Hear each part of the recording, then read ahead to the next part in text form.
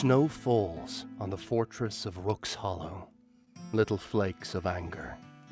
All over the world, a theatrical play commissioned by Cardinal Edward Wyndham is being acted out on stages, in villages, in towns, and in cities. A play about the glory of Mother Church and the evil of wizards and witches. The more people are persuaded by the play, the more frustration and irritation and vexation seem to shiver up into the atmosphere, and cold little prejudices freeze them up there until at last they fall from the frigid sky, those little flakes of anger. Not true, of course. It's just snow, just a play. But words have power. Words can change people, and people change the world all the time. A little of the snow gathers on a windowsill high in the fortress of Rook's Hollow. Through that windowsill, an interesting scene is unfolding. A group of witches and wizards are fighting a vampire hunter. They were sent to track down the writer of the hateful play, slanderizing spellcasters like them. And that search has led them here. The vampire hunter was hired by the church, and she's willing to fight, but not willing to die. The wizards and witches use a little magic to summon a new ally of theirs, a vampire named Carmen. And with her help, they are winning. Soon the vampire hunter lies unconscious. All other enemies are melted, exploded, or buried underneath tons of snow. Now, a butler has lolloped out of the fortress's gloomy shadows and begged their help. His mistress, the mistress of Rook's Hollow, needs them, the butler says, though she does not yet know it. Welcome to Hexperts Episode 7. Today I am joined by my usual magnificent cast. We have Annie Ellicott, Andrea Parsneau, Brian Nordon, and Ryan Reid. Today our special guest star is none other than the mighty and majestic Jeff Hayes. He'll be joining us in just a moment. For now, we join our players after the scene of this battle. As they dust themselves off, check their myriad wounds, woo, you feel within you a certain stirring. And it sounds almost like the whistling of the wind up the mountain pass. But no, it's coming from within, that sense of push, a gale interior, and then rushing up out of your skull comes an arch-wizard of Odd from the past. Into the present. No, fuck! Jeff Hayes, what do we see? Who do we meet? Ah, yes. It's so interesting to be here. Interesting's about as much as I can say. Not entertaining, that's for sure. Oh. I am the oldest arch-wizard of Odd. 1,000 years I've departed your world. And goddamn am I bored. I am the arch-wizard, Bert. And you,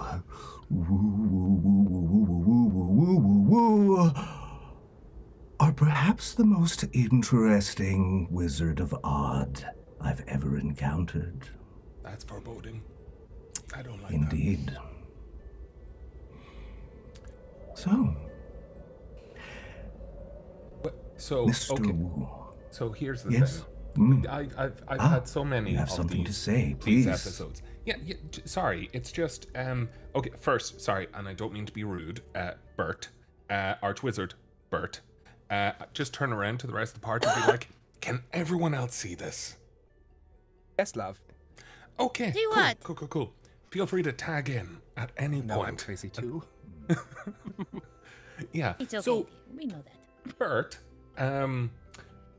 some of the previous ones, I don't know if it became sort of like, you know, a whispers thing as like each progression down the Woo chain, like the Wizard of Odd chain, where people started making all these stupid stipulations that I had to follow and stuff. Maybe that all came after your time.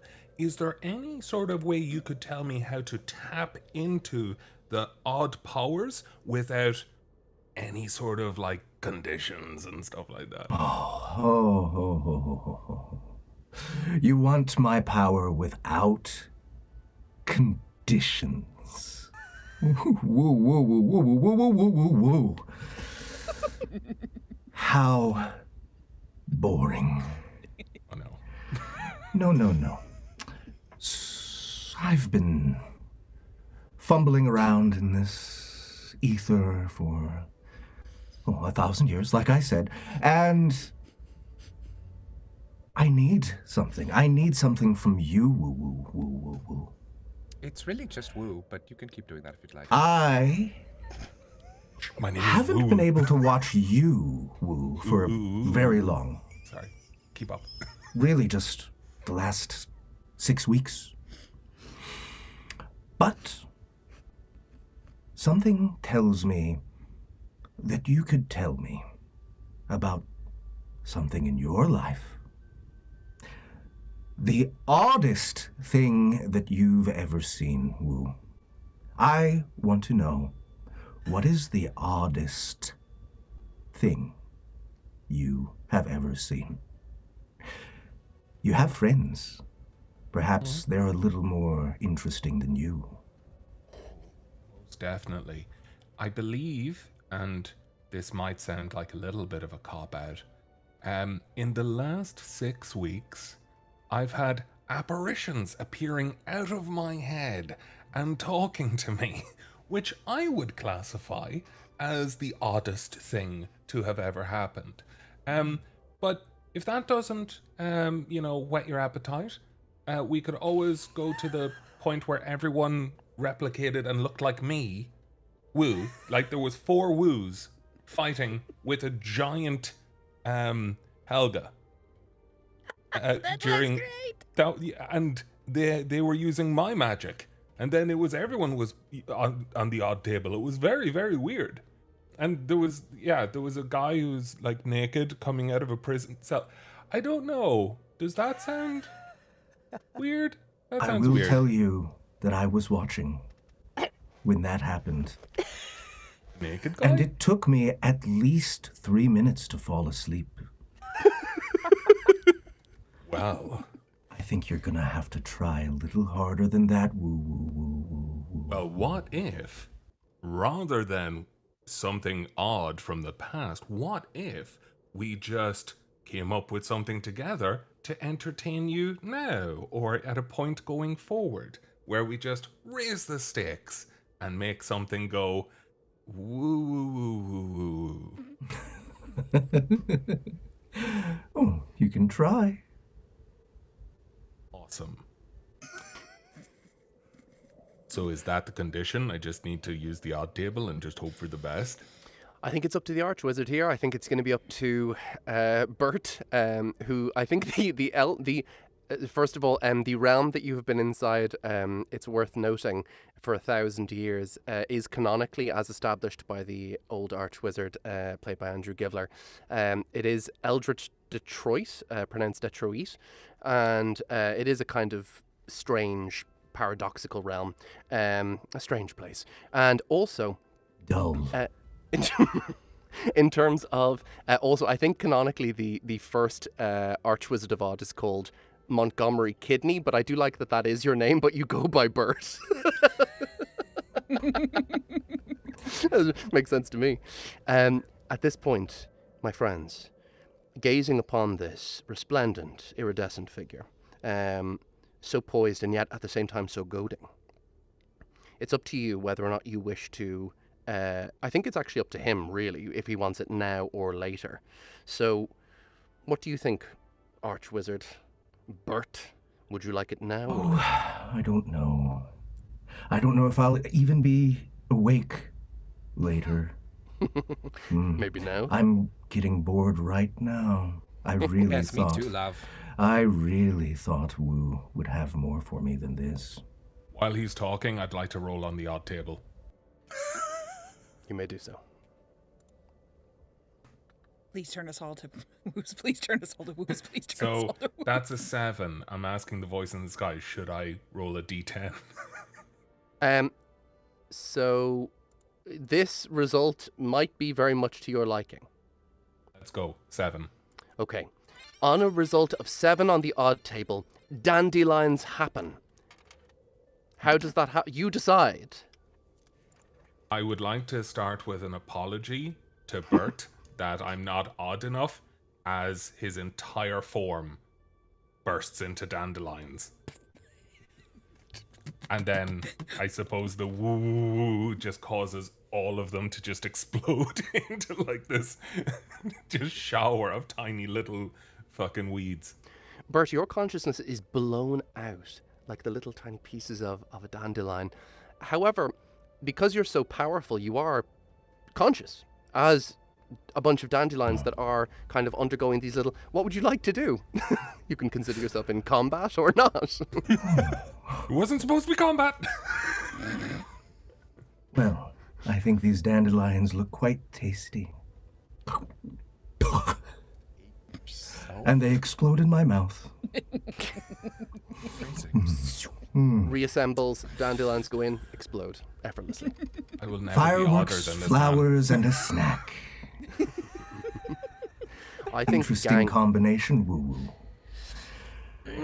Still, just a little trick. man. Yes. Do you See, really... Is that really all you have for me?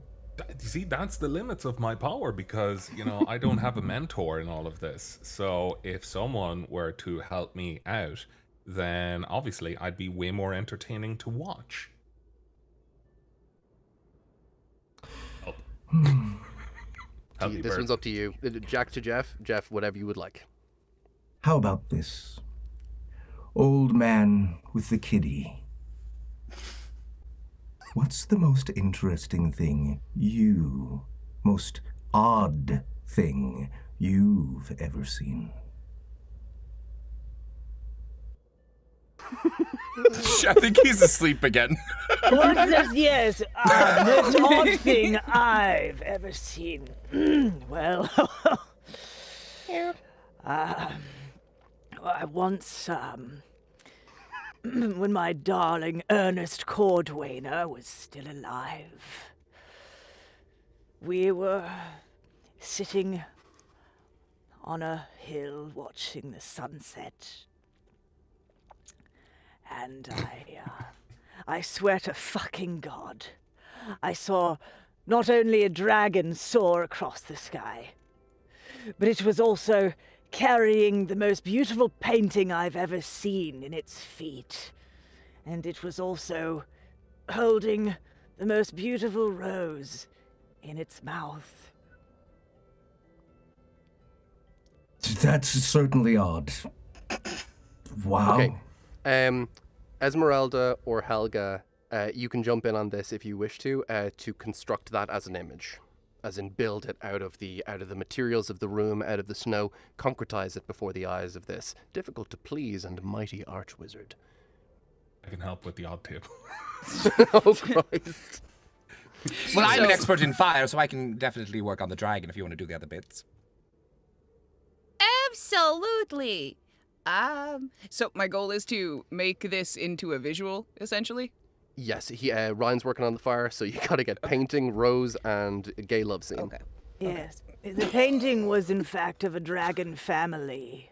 I believe it was his family. It makes What sense. were the dragons wearing? in the painting? They were wearing traditional tartans. Strangely. Tartans. One of them was actually dressed, I don't know why this is, it was the baby, and they had it in a banana costume. What's a banana? Helga's gonna cut In a banana It's a costume. multi-purpose A tool. baby dragon. Yes, a In a baby banana dragon. costume. That's right. Being held in the feet of a flying dragon, yes. The painting was, not the baby dragon. No, the baby dragon was in the painting. It was actually just paint, but it was fashioned to look like a baby dragon in a banana costume. I know how paint works. Oh, Okay. Helga, Esmeralda, how are you getting in on this? Helga kind of mutters under her breath and just goes, From his mouth, he's perfectly fine, but let's make this story really shine. and she's gonna try and make kind of like sparkly, like very obnoxious glittery artifacts that are kind of coalescing in the air into the shape of the dragon carrying the painting while Incredible. Esmeralda does other stuff. Give me those 3d6. And what is Esmeralda doing, Ryan? I just breathe the fire myself for the little dragon behind there, just like a little pyro. Boop, boop. Sick. I don't think you need an elf word here. I think just give me 3d6. Right. How you doing, Andrea? 7. That's okay. It's gonna be cumulative with. I've gotten 12. Yeah. Glad you rolled better than I did. Bert, before your powerful eyes, you see powerful eyes that are really, really good at seeing. This image constructs. As it does so, while it is a rough diamond of an image, its facets do indeed glimmer. There is the dragon above and the painting and the two men in love together watching this scene play out. And this image, so discordant, it does chime with some instrument of oddness inside you. I think, though, that perhaps, Wu, you could add an element to this as well. Is that fair to say? Eels. What? Like, what number is eels? You're going to go for eels? Okay. What's a 9? Okay. On the odd save. Oddly enough, eels. Everything you say becomes an intense folk indie album star trying desperately to feel relevant in a world that has forgotten relevancy. Go.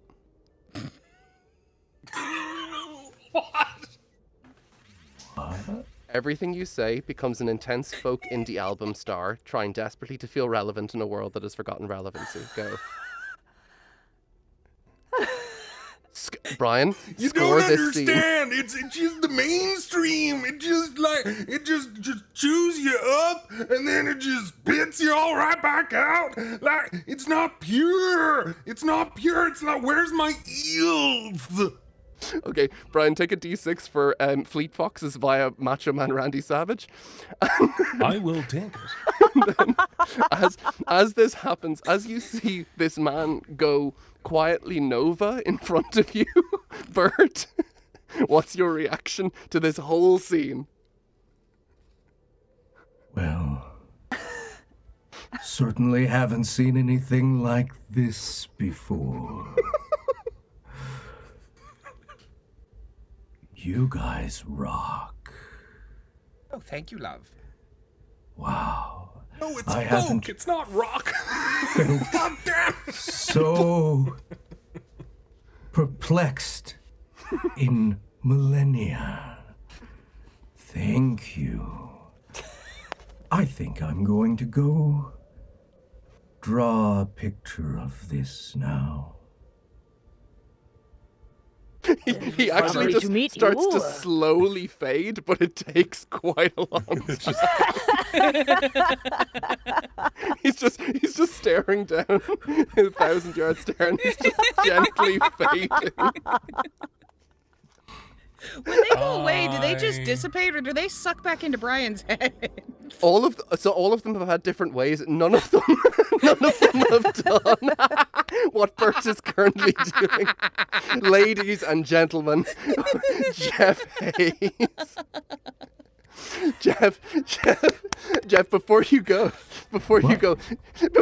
okay, and super quick, so we fly out of this dimension to another in which promo must be done. Jeff, any projects that you want to draw the gorgeous attention's audience to? And thank you so much for being a guest star. Attention's audience too. You want me to do marketing? Okay. Send me a message if you want. You can just fade. He comes back in. Oh God, it's gonna take 30 seconds again. Guys, that happens in game. There's no context for it. He comes back into frame, looks directly at each of you and says, "You want me to do marketing?" and then starts to fade again. Excellent. Okay, ladies and gentlemen, I believe that message was for someone in another dimension. I'm not sure. I will don't know, be but she writing gets marketing weird. ideas down in case. Thank you, Jeff. I would say of all of the odd encounters that we've had, I've left that one knowing the least of what the fuck's going on. I could not possibly tell you what magical thing he was offered.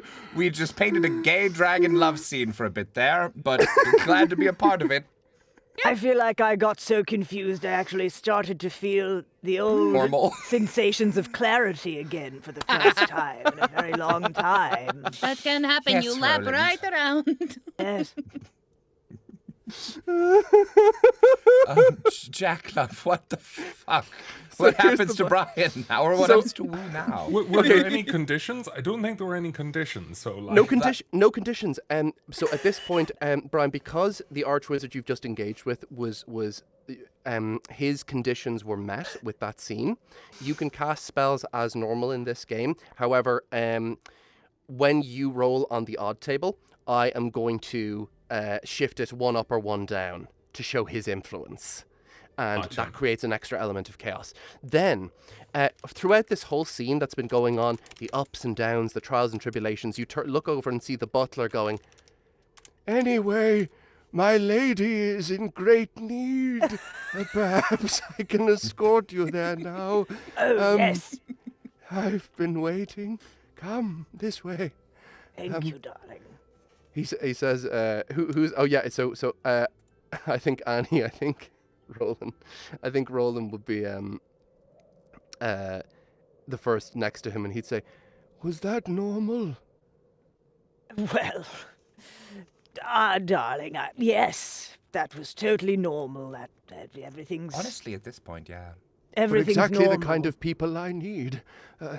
My mistress is in dire strait. Please come this way and bring your strange man with another man inside of him. Not that there's anything wrong with that, but anyway, bring him.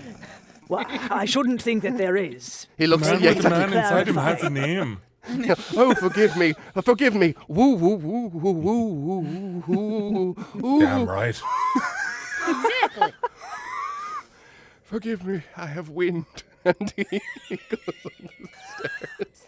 He I goes don't think that's what that means normally. He goes up oh, he does also fart. So he goes up the stairs.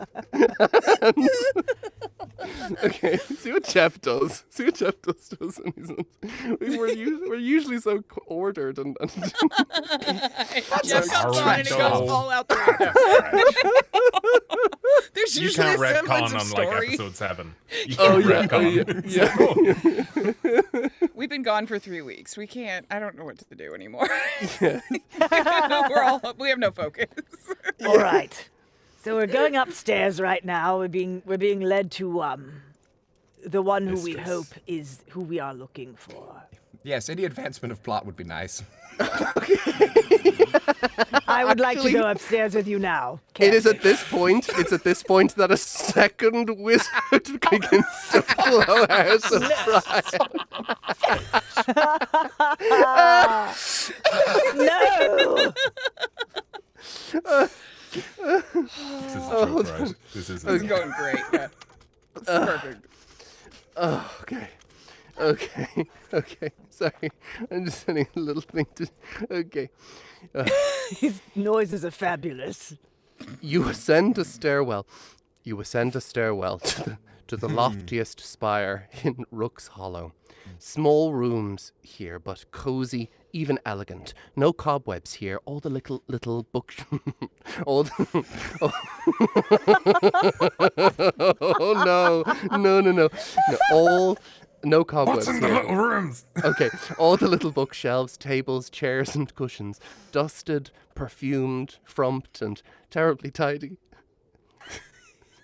Pretty lanterns of crystal glass send multicolored beams glowing this way and that way. On this wall to your left, a coat of arms showing an unkindness of ravens, black on an umber field. Down that hole on your right, the smells of a well-kept kitchen, chips sizzling in a rosemary sauce, honey-drizzled ham, roast carrots, and parsnips, all mashed up and well-seasoned. "We are well supplied here," comments the butler. "You must understand that my mistress is not writing for the church. She is simply pursuing her great passion, which is writing itself. The content does not signify, you see." Score. This is going to be a breeze, loves. Oh, don't say that. I would like you to take point, Esmeralda. I think that you should be our lead negotiator in here. Oh, gladly. At this point, okay, you can see, or rather, you can actually hear the scritch, scratch of writing up ahead. In a gorgeous study with frosted windows overlooking the mountains and the V-shaped valley far below, you can see, in this room, a young lady with big eyes and a beaky nose. She's covered in so many feathery, frumpy layers of black clothing, and with her enormous black hair, and not spiky, but kind of owlish, pushing out her feathers, so long that the hair actually trails onto the floor. She is, in so many ways, a dark owl, constantly ruffling its plumage. She looks tired, astonishingly tired. She's hunched over a page, and speaking of pages, there are scrolls and scraps of paper everywhere, scrunched up, balled and binned, torn and shredded, pegged on a line over the unlit fireplace. It's cold in here, really cold, and of all those pages, crammed with gorgeous flowing words, rivers of ink, like an imagination rendered real. She's talking to herself very, very faintly. As all of you arrive, the butler says, "My lady," and she indicates your group for you to introduce yourselves before he introduces her. Hello, I am Helga. Hello, my lady. Milady. My name is Roland. I'm Esmeralda, love. We're here to help you out of this dreary state that you're in. I am Woo. The bottle. Sir Gilbert is my name, says your cat. Speaks. Only to you, boss. At this point, you see the butler kind of bring himself up, and he says, "Miss Pirovel Jane Annetfordshire Ravenrook Hollowberry Berringcross du Combervec II." And as the woman is writing and scribbling, she very, very faintly, without even looking up, it's unconscious, like almost like a kind of the way a kind of a doctor hitting your knee would react to a thing, would gain a reaction. She says, "People just call me Jeannie." Jeannie, did you say, darling? She said Janie, Janey. Janie. Janie, love, yes. Well, let's start off by putting a little fire in the hearth. This is all very sad, very much like a midnight dreary. You seem weak and weary. Esmeralda, as you're about to do that, you watch as the butler leans over to you and says, "Oh, madam, forgive me. The lady, Janie, she prefers to work in the cold. It keeps her sharp, she says." And Janie says, "Sharp. Scritch, scratch. Yes, she seems quite sharp. Okay. Helga, How about a revitalizing potion for our tired friend here? Well, we'll see what I can do. Helga's gonna Good enough for pull me. a bottle out of her bag, and she's gonna kind of set it on the ground, and just Go about your business. I'm busy. and she's gonna start kind of mixing herbs together, and she's gonna cast a spell. She may not like to have a fire, but her spirits I will wire. And she's gonna try and cast like an energetic, like a 3 cups of coffee in a potion. That's rad. That's rad. I don't think you're going to need to roll for that. That's such a clever thing. Okay, here we go. She goes, Beaufort, open the window, will you? I would appreciate a little more cold. I've got an idea shaping up in my head like some great gemstone under the earth, metamorphic and beautiful. And he says, at once, my lady. And he looks at you with great, great affection, Helga. She says, Janie is my name. It is nice to meet the 4 of you. Beaufort indicated I might be entertaining company and not of the papist variety. Yes, how was that visit with the Pope? Oh, the Pope herself does not visit. However, I have received Cardinal Wyndham, and I have received a number of his 3 trees, most recently Sir Hawthorne earlier this day, and then there was a great cacophony of sound I heard distantly, as of the booming rumbles and grumbles of some distant thunder god, perhaps having an argument with his lightning wife. Interesting idea for a short there. Okay, stay on track. Helga just kind of giggles, just. And how well received were these cardinals and trees and things? Do you enjoy mean them? here? Do you enjoy them? How was your visit? Well, they've given me subject matter to write about and make sure that my plays get staged. And there was a certain amount of lull in my schedule, so I was happy to fill it, really. They're grand. And how did you like the content of your writings? Do you feel that you stand behind what you've said, or maybe a little course correction time? My writing is peerless. Okay. Undoubtedly, It's what? yes. Did you say peerless? Yes, it's unaccompanied by anyone in its of its stature. The best. Yes. Yes, quite. Yes, but would you maybe want a new direction for your writing, love? You seem so cold. Actually, my thought, I'd just kind of like side up beside Esmeralda and be like, the way I would have been looking at this is that I believe that Janie has captured such an extraordinary amount of the market with, her incredible writing, in that it has affected so many people to turn them, maybe, accidentally, against witches and wizards, to such a point that she would now need to write an extraordinary masterpiece to undo both that and reset the narrative, turn the tide. So it's almost like she's created this incredible opportunity for herself to truly to top it. Yeah, so it's she affected As only she can. As only she can. Right. She says, Yes. I would be delighted to write a play for you. As soon as she says that, everyone in the party who wishes to can make a mind check using your 3d6 and your mind. Oh, yeah. Sure, This does not cross off your mind score.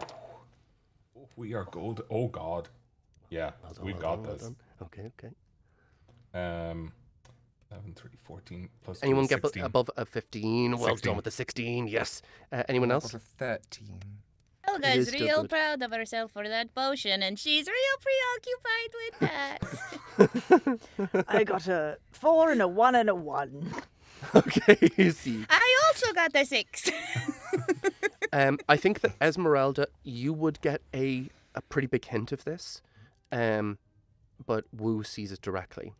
When she says, I'll write the play, and as you see the wheels turning in her mind about what she's going to write about, the most unbelievable, breathtakingly crippling sadness enters her eyes, like a portcullis slamming down.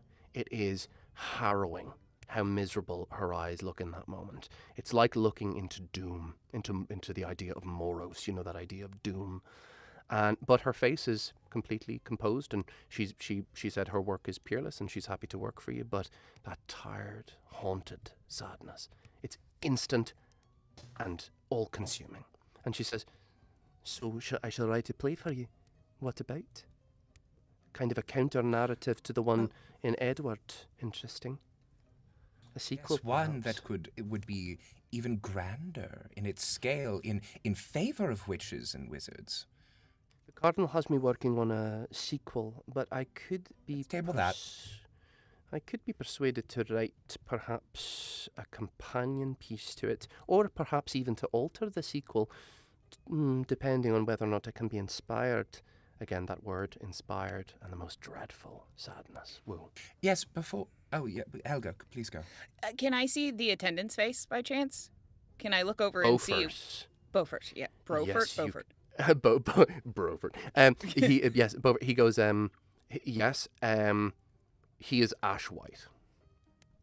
Ash white as in he is horrified by what's being said, or ash white as in he's just He did not think that that's what you guys were going to say. He did not think you were going to ask her to write another play, and he is fucking angry and upset, but he does not. It is not his place to speak right now, but he is horrified. All right, group huddle? Yes. Do you think that maybe a couple of us should go talk to Beaufort, and then a couple of us should maybe cheer up this mess? And then we can... I think we should talk to her about what she wants before we ask for what we want. I think because so that too. feels like a more evil change. Yes, I agree. Ask her something about the gem in buried deep that she sees. The gem, like how much she lifts? The gem, the jewel. She was speaking of a jewel buried deep ground. She, without skipping a beat, she goes, metaphorical gem, although if you want gemstones, there's some in the back. Oh, well... Helga's going to kind of sidle away from everybody and over to Beaufort and just... I'm going to go back to Jamie. Yeah, I'm going to go with Jamie. Okay. Wizard tag team. Wait, no. Roland and Helga talking to Beaufort, or Annie, would you like to be talking to Janie as well? Oh, I don't know. I suppose I should go over to Beaufort. We don't want to... We should divide evenly. You can just talk to your cat if you want to be all symmetry. If you need a rest now, this is some low stakes time. If you need to take a nap. I might just take a nap. Okay, let's do that. You watch as Roland. Can I just observe and just interject? Roland, there's an unbelievably cozy chair, and as you sit down and fall almost instantly to sleep, Sir Gilbert whispers in your ear so that you perfectly are abreast of the conversation and can come to it any time to interject. And say hello. Hello. So good. Okay. Do we want to resolve Beaufort and? That sounds great. Yeah. Good idea. I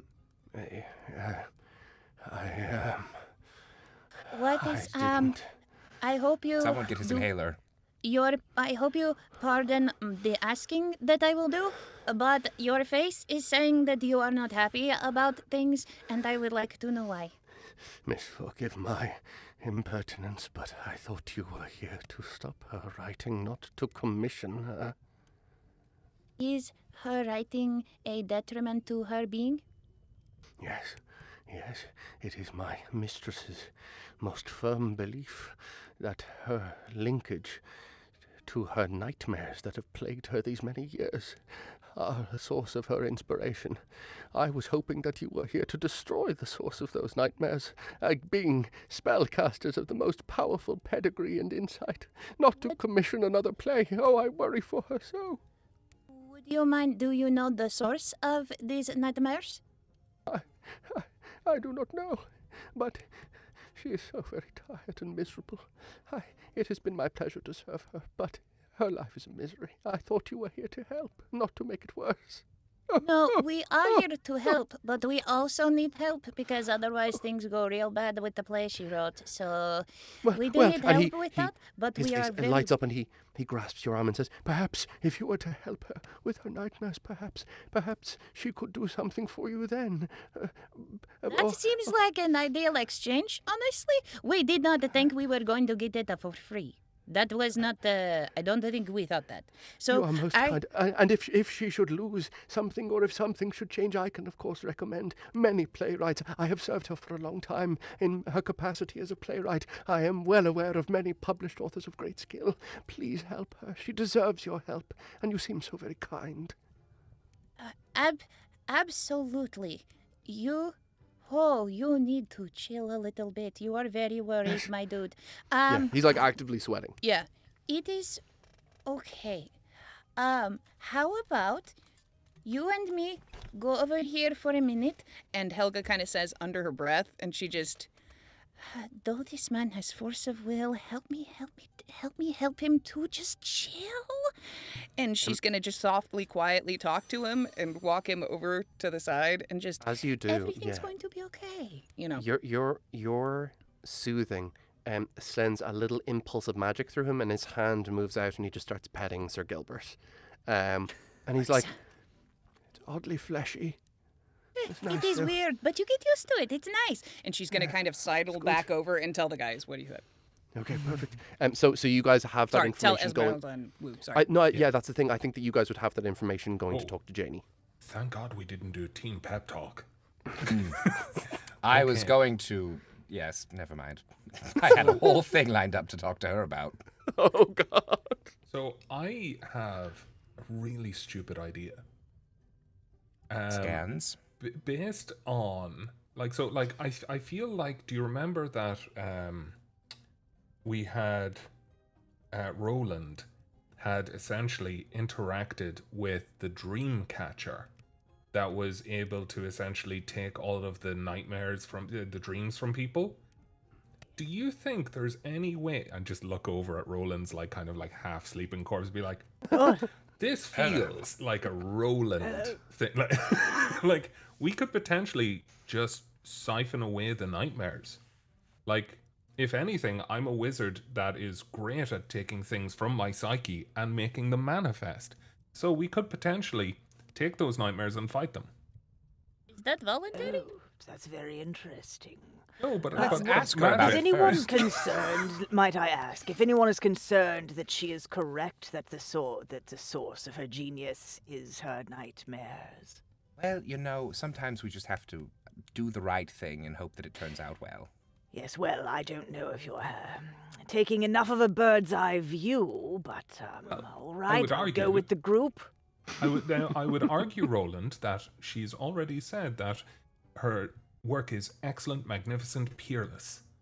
So what is possible to go above that? So what is she's not in pursuit of a magnum opus, as is every tortured artist. This is someone who has clearly achieved what they set out to do and has that mental fortitude on it. And she attributes it to the nightmares which we are trying to help her rid. I would ask, has she, though? She has achieved peerless writing, which she said with a very flat air. She was not impressed by her own writing. It is just a fact of life. Do you think that somebody who writes with no effort, that is their greatest goal? Maybe it is something else. I think once we re-inspire her, maybe give her a little show. What does that mean? You need to explain what that means. Are you going to break out the torpedoes again? I was thinking perhaps we could. It's been a few episodes. But anyway, no. I think that we rid her of these awful dreams and nightmares, and we can reinvigorate her, because I don't want to use her. She seems so terribly sad. Usually I'm not opposed to using folks, but this one it's just beating the dead puppy. I'm proud of you, Esmeralda. She no longer can help us, and the world burns down. Don't forget that I had. But I have faith in our abilities. I think that we can reinvigorate her with, I don't know, a dazzling tit show. Perhaps we could replace her nightmares with good dreams. Yes, I think. Roland, you are... Oh, yes, and I'm sorry, and also, the other thing as well is that as we've been looking at her, we haven't seen any nightmares, but we have seen 4 or 5 different ideas that she's excited by that she could write as a short or a novel and all of these things. Her inspiration is not tied to the nightmares. Right. Like many artists, she attributes her genius and skill to a substance that just aids her. So we need to show her that something is not causing her genius, that she is a genius. Yes, let's get her drunk instead. Let's do Give her a new vice. Roland. Weed, Esmeralda. Oh, sorry. yes. Roland, you would be, you're a master of divination, but dreams are not entirely your purview, but you do think that, given your meeting with the Rookselsi, do you remember that kind of dream monster from episode 2, the one with the kind of the eyeless creature that stole people's dreams? Yes, you could interact with. Attacked his crotch. Yes, and you remember the circumstances. You know, it was through which it was it kind of invaded from, because it's not a creature native to this realm. So you know that dreams actually come from a specific place. They come from, as Nanny Eglaine spoke to you about in that season, the Black Desert, the realm of the Sand Girl. So you know that you can tap in there. So if you were to give me a little bit of a spell, I could allow you to tap into that and see what you can do. Right. I have faith. You got this. All right. With my wand, a twerk, a curl, show me now the world of the Sand Girl. As she twerks her wand like Miley Cyrus in the late 2010s, you all see the magic begin to flourish. Go ahead and roll 3d6 for me, my friend, and you can add whichever skill you'd like to this. I've got a 6, a 4, and a 3. Oh, really, really good. And I'm going to go ahead and do my might, which is a 0. Perfect, because 13 is all you need. It's a success. Well done. At this point, gazing in, using your divination to actually look into how future scenarios might play out with dreams. You think that Wu is onto something really smart, the idea of interacting with the dreams. Brian, I saw that face. That was great. However, you do think that based on your magic, the dreams are not ordinary nightmares. They are magically enforced. So you think that going to the source, going into the world of dreams would be necessary. Right. It seems we may have to take a pilgrimage to the Black Desert to encounter. Shit, how do we go there? Well, I'm not sure. Should I try to divine that as well? Yep, a roadmap would be nice. You got a major success. I think that you would, as Sir Gilbert nuzzles up against you, you recall the fact that you could perform a ritual as a group, and you could place together one right now. In fact, I think, Roland, you could guide that. You could guide that effort, assembling little things. Even the word dream on scraps of paper, nightmare, phantasmagoria that have been written on the little discarded pieces of paper, forming that into a kind of a divine circle, or a ritualistic circle, rather. However, as that magic occurs, the party would need to each contribute to that in a powerful way. So, Roland, you as the master of this ritual would go first, or if you'd like, Annie, if you'd prefer, you can say, Jack, I think that previous rhyme that I made kind of suits that. I don't want to make a new one right now. That's okay. All right. Let's you want to do a new one? Okay. Let me give it a try. Fuck yeah. Okay, great. All right.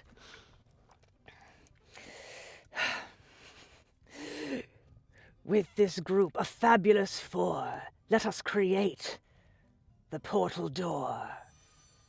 Fucking awesome. Thank you, my friend. That magic lends itself to the ritual. Let's go with the beautiful Esmeralda. Do I have to rhyme now? Definitely not. In terms of your contribution could be a wizard spell of some variety to the scene, to the image, but it has to be dreamlike. Quite. Do I have to rhyme now? Don't make me rhyme, motherfucker. I was like, I'll set it on fire. That's usually what I fucking do. All right. Well,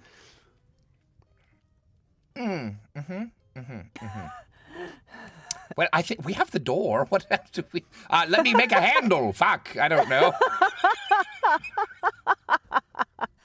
And how do you propose to make a handle, Esmeralda? Thank you, Annie, for DMing. With my wood magic. No. No, I think that I will delve into the elements and make sure that our path ahead, just as we enter into the dreamscape, is delightfully obstacle free. Oh, I like yes, it. That is smart. Yes. Oh I yeah. don't want to jump Roland, right into a trap. Roland is master of ceremonies. I forget. I thought Annie was just like DMing for a second. I was like, Annie, please, you're doing great. You're awesome. Very good. And now a creature arrives. It's a sneeze. So a sort of a sentient sneeze. At this point, let's get a second level wizard word, an elf word on screen for Ryan to pronounce for Esmeralda. Bollocks. I can't see anything. Oh, there we go. Lurithicus. Yeah, yeah, I buy it. Thank you. At this point, as you watch as the door, something moves underneath the door, and you can sense something solidifying through it. You think that the ethereal, strange qualities beyond the door have been formed up into something much more concrete to bridge across. So that was Esmeralda. Let's go with Woo. What you got? So I think I'd like to go on the more practical aspect rather than the magical and ephemeral. So what I'd like to do is I'd like to just like pick up a number of parchments that she has written and quite literally just start like paper macheing the door with them using the gems she referred to earlier. Just like, that's a conduit, you know, just be like slapping these up like a bored fucking plasterer, being like, oh yeah, that's it right there. Like just... Because the theory is that we need to connect this door to her. So, like, having her works, her possessions, you know, kind of lacing the door is essentially creating a doorway to her psyche and her dream world. That was way better than mine. God damn it. Clever. Let's get a second level elf word here. Okay, sorry, just give me a second. It's at the bottom of the window, screen. it's at the bottom. Oh god, I can't actually see half the words. Wait, it'll appear on the live stream in a second. Okay. Nessin. No, Nessirva. Oh, shit. The spell misfires. At this point, you watch as several of the gemstones, as he's sticking them up, adhere to his fingers. And is that an R and a V or a W? Only the elves know. So as your fingers all stuck with gems, at this point, so it does work, but so that does work, and it does create the connection to Janie. But on any upcoming combats, Woo, just for the first turn, you have a -1 to your first roll. Yeah, so thematically, it's me exhausting myself by being a plasterer. So this is I got that in good. yes. The gems all adhered, but sloughing off with your power. So at this point, Helga, it is you.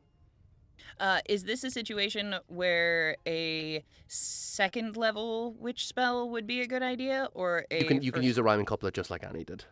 Okay. Helga kind of she walks forward and just kind of taps her fingers for a second, and she just... Dreams so scary, she shakes with fright. But maybe her demons we can fight. And she'll push out with her mana. Fucking rad. There is a tangible shimmer in the room that moves over everything, ruffles the pages, and sends the window soughing open to cluck and clatter against itself. Clud and clatter against itself. And the it's a little chicken. And the snow comes drifting in. And as it does so, scribbling frantically, write a different play. Certainly, main character a witch, second lead a wizard, rival families, both burgeoning adults, both intrepid, both lovesick and deeply, profoundly horny. Tryst involving a spurned ex, a knight, dragon slayer with a secret. Is the dragon in disguise? Loves the witch, magic spell component. A curse! Curses are good. Who casts the curse? Another Spurndex can end up with the Dragon Knight in the end. Nice pairing. A warlock, exologist, a dildo merchant, a catering jug inflicted with sentience. Bullshit, none of that. Maybe warlock, deals with the devil. Love story. Love and fear, unlikely bedfellows. Call it the Daughter of Darkness.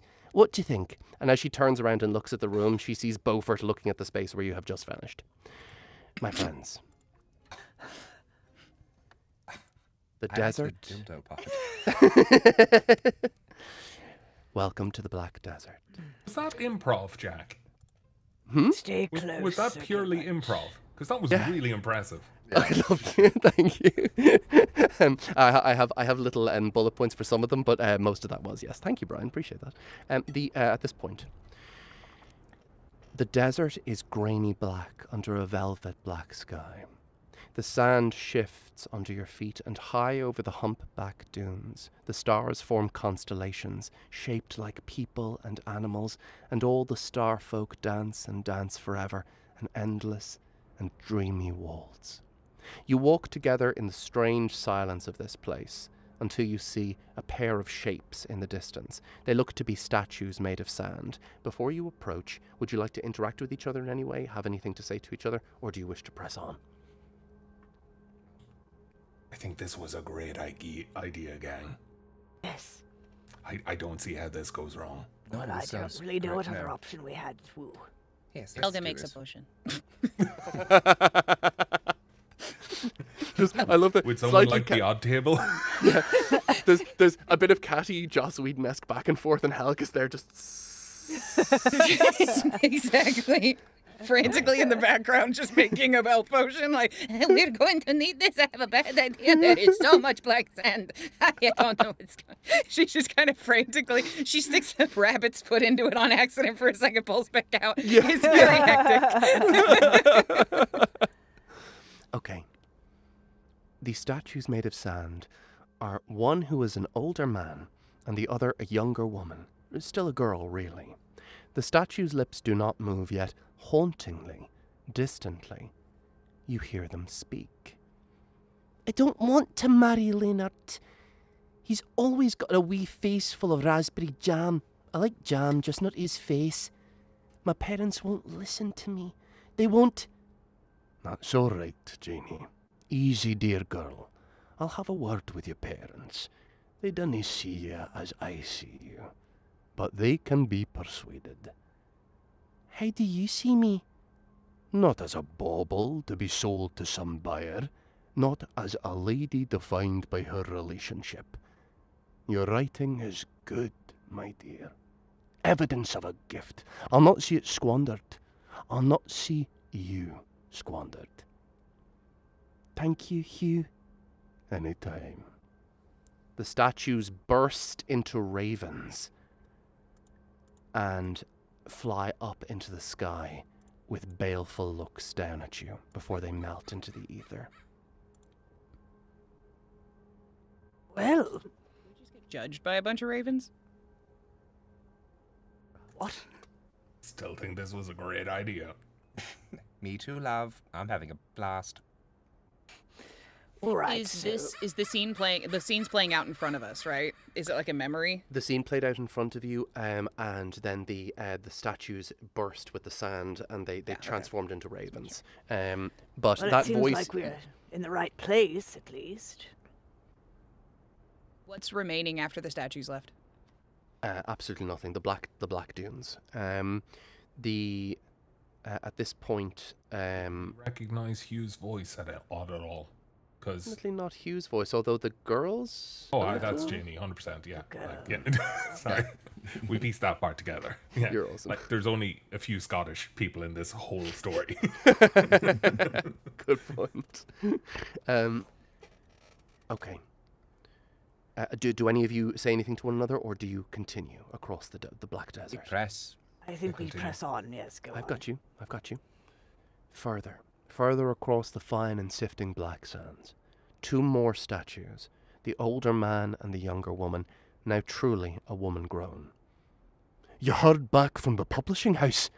Yes. What's the matter? They want the first play, but they don't want the other 2. It's as I predicted. Those other two, the rejected plays, they were written when your cousins were staying at Rook's Hollow. You were happy. No good art is produced when the artist is happy. How did you feel when you were writing the first play? Well?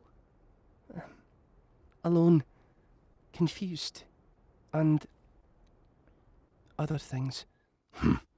Things to do with boys, no doubt. But you see, the proof is there before your eyes. The greatest art is created by the miserable. And you are a great artist in the making, Janie. But will I be happy? Dear girl, your work is being published. Does that name make you ambitious to create more work? Who needs happiness when you have ambition? You're right, of course. Hugh, thank you. No one understands me like you, and I love you. I love you too, Jenny. I love you as if you were my own daughter and not my niece.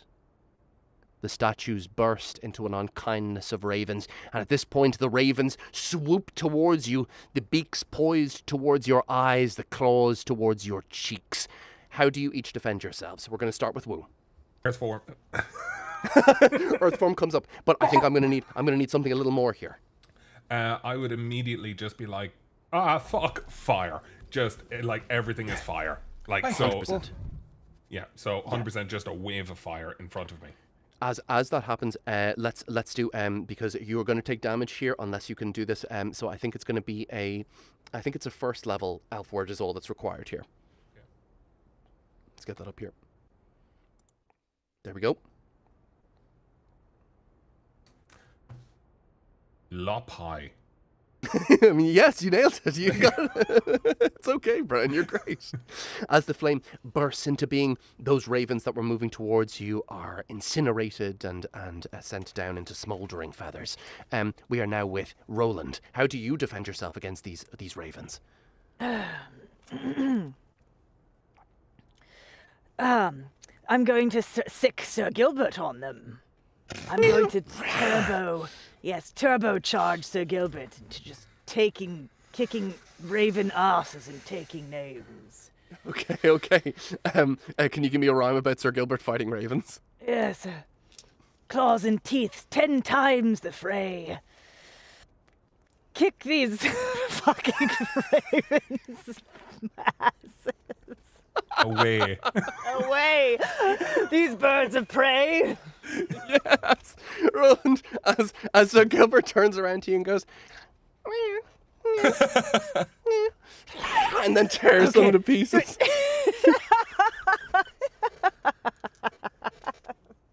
You could do that the whole time. Comes back, Sir Gilbert looks towards you, Wu, and is like, relax the neck. Yeah. Like Immigrant Song by Led Zeppelin starts playing. At this point, Helga, what you got? Fortunately, I just remembered to unmute my microphone. Okay. Helga is kind of over by Roland, and she's gonna see what happened with Roland, and she'll kind of look back and forth and go, let's try an oldie but a goodie, huh? Claws and wings attack at double. How about I put this in the bubble? And so she tries to pop a bubble around her and Roland. Yes. No, it just happens. The bubble flashes into being, and the ravens are rebuffed at this point. And Sir Gilbert floats through it. Yeah. She just reaches up and scratches Sir Gilbert's head for a second, and then just puts it back down. Shit! Very good. It is. I like you can just talk at will now.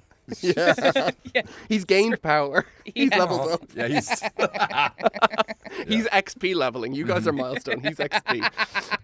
At this point, Esmeralda, round us out. How do you defy the ravens? well. Seeing how well the fire worked, you know the girls are coming out. As you swing your mighty chesticles, let's get that elf word up. breasts burning brightly. Well, that's a really long one. Titty time! Ryan, point of inspiration. Take that point, and at this point, as the fire from the calamity that is your memories blasts the creatures away, all of the ravens are disintegrated into mere ashes. With that, as the final ones fade in cawing agonies, you can see beyond. No more statues now, but what looks like a door. Just a door in the landscape, and the door is slightly ajar, and there's warm light spilling through from that side, and it's very close. And from within you can hear the sound of ravens. Group huddle. Okay, so we have been killing all of her these dreams and nightmares so far, or these memories. She's just so alone and empty already. I hope that we should think of a way to devise a new memory to instill in her, so that she is filled with happiness and perhaps even a dream of the future. Right, Esmeralda, you think that these dreams aren't being destroyed, they are being weaponized. Sorry, these memories are being weaponized. Something is trying to stop you. It's not that you're destroying these things. They are representations that are being weaponized against you. I'm glad I think that way now. Let me say something, group. It's great. I do believe, and I would like to see if you agree with me. Do you think perhaps it was the being in love that was the inspiration for her genius, and not the pain? Based off of the last interaction that she had with you, that we all... I would I think imagine she had that someone she loved and trusted who weaponized her skill for personal gain and kept her unhappy to keep them under her thumb. But wasn't she in love when she was miserable the first time, and she wrote the beautiful play, and he said, "Weren't you miserable? Isn't that what made you so good?" She said, "I was feeling that among other things," and he said, "Probably something to do with a boy." Roland, this is the thing. There are no concrete answers to that one in terms of what you've received so far. However, that is a brilliant interpretation of that. Perhaps that she had unrequited love or something like that. But that might be indeed what that's... many subplots. If we're ever in position to create new inspiring dreams. All right, shall we continue? It's perceptive, very perceptive. Sparta kick the door. As Sparta kicks the door, and as the Battle of Thermopylae begins, you can see in front of you. You are in a large study. There's bookshelves and desks, candles and blue glass windows, and that doesn't make any sense. There's rain outside. A man sits in a chair, reading a novel and enjoying a whiskey. Someone is groaning in this room. It's not the man. The man is enjoying his whiskey, enjoying his novel. There's a feminine voice and she's groaning, but where is that coming from? It sounds like she's in pain. Where is she? The man in the chair waves a hand. A raven appears in a burst of black fire. It swoops over a bookshelf and down behind it. The groaning intensifies. Ah, welcome. You watch as the old man gets up. Hugh is my name. It is very nice to meet you. My full name, of course, is Hugh Rayons, Annetfordshire, Ravenrook, Hollowberry, Bering Cross, du Compervec. I believe you've already met my niece. Well, indeed. Yes, we have. Please sit and make yourselves comfortable, please. Right. Helga pointedly does not and crosses her arms. Yeah, I'm pissed too. May I fetch any of you a drink? I'm enjoying a very fine Cavalian. It's terrific.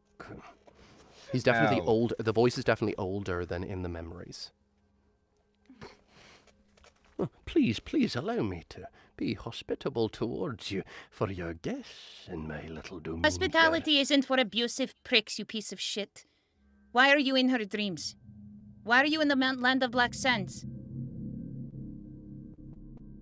It's very, very rude. thing to see. It is. Yes. You know what else is rude? Is controlling someone else's emotions for your own gain because of your interpretation of their genius. And that is not okay in any way, shape, or form. And we have seen it firsthand. So there is no lying or obfuscating or hiding it from us. You have destroyed the mind of someone and you are controlling her still.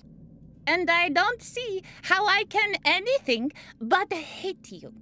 Helga, please, you've got the wrong end of the stick. I do not wish to obfuscate a thing. This is all for Janie. This is not for me. I stand not to gain a little. I have sacrificed for Janie, sacrificed everything for her.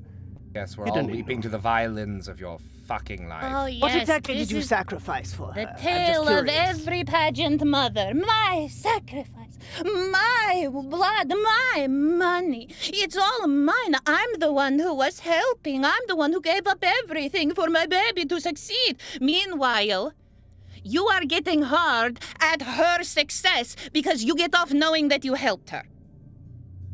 All right, So don't give me the shit Helga. that you are a selfless bastard because you're still a fucking bastard. I find that language have around said my it niece better myself. repulsive and revolting. What? How dare you? How dare you, madam? Everything Oh, that how I dare would- I, madam? Now we're polite? Fuck off! Drinks a little of the whiskey, tries to settle himself. I can see you've come here with some preconceptions without wanting to get to know a single thing. Does she speak for the rest of you? Have you all decided that what I'm doing is wrong without even knowing why or how? You Without have a- acknowledging. Sorry, have a- just without acknowledging him in any way or form, I just start looking behind the bookcase where the bird went. Okay. Wu, you see Janie. Janie is lying on the floor. An unkindness of ravens are pecking her to pieces. One expires just as the fresh one that Hugh summoned joins in the pecking. He says, clearly none of you are artists. None of you are creators of anything. Because if you were, you'd understand that the paradigm of great art is sacrifice on the part of the supporters and misery on the part of the artist. There's nae a single doubt about it. There canna be. 'Tis Are a you an fact artist? of life. Yes, I am the sacrificing part. I gave up so much. I gave up my afterlife for her and came here. We'll That's help why I you on made your the way deal. there. You gave up The your problem is by afterlife. giving it up and making it a sacrifice, you're not allowed to brag about it. That's kind of how that works. Also, the problem is if you are not an artist and you are not a writer and you are not any of these things, how do you know what inspires that greatness? Because what you are talking about is the lazy harnessing of emotions, not the true manufacturing of genius. Those are two very different things, sir. You don't think it's possible for some to recognize greatness in others and foster it? For that is what I have done. No, I'm sure someone else is capable of doing that, but you are capable of torturing a child. So congratulations on that. You are amazing. You are so good at it. It's amazing how you can manufacture pain into something.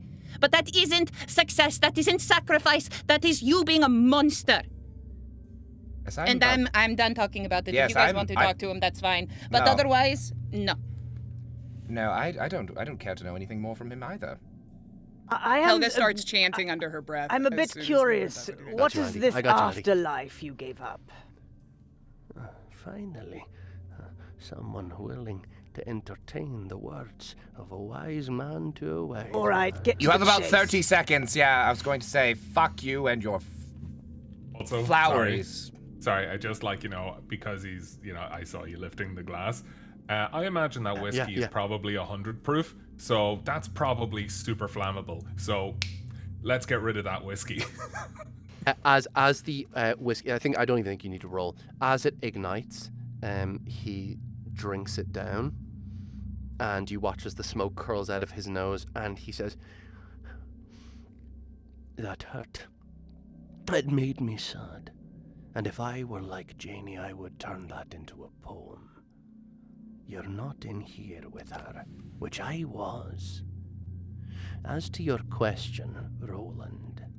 Oh, and sweet little Sir Gilbert. May I chuck him under the chin? No. You watch as Sir Gilbert moves away. Yeah, exactly. Yes, you're way ahead of me. He says, very well. Roland. Reasonable Roland.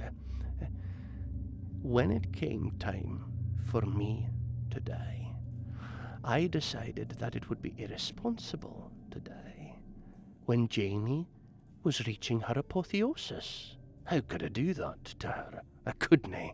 So, I made contact.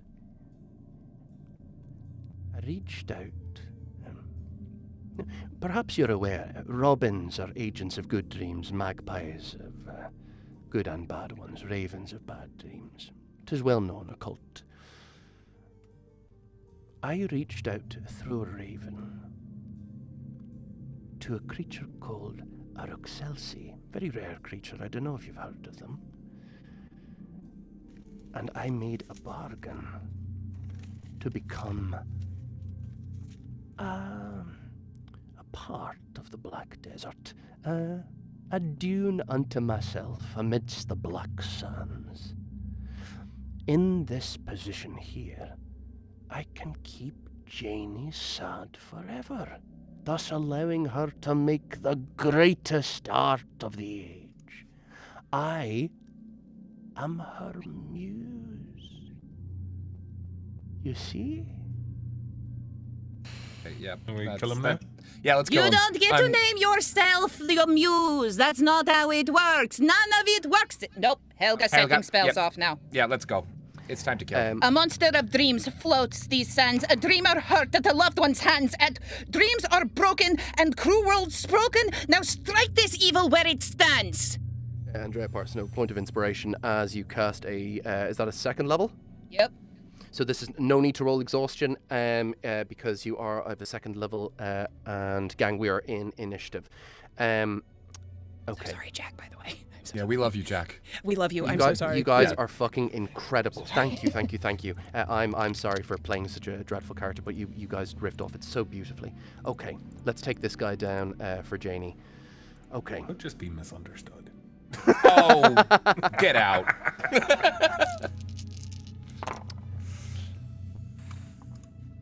You got...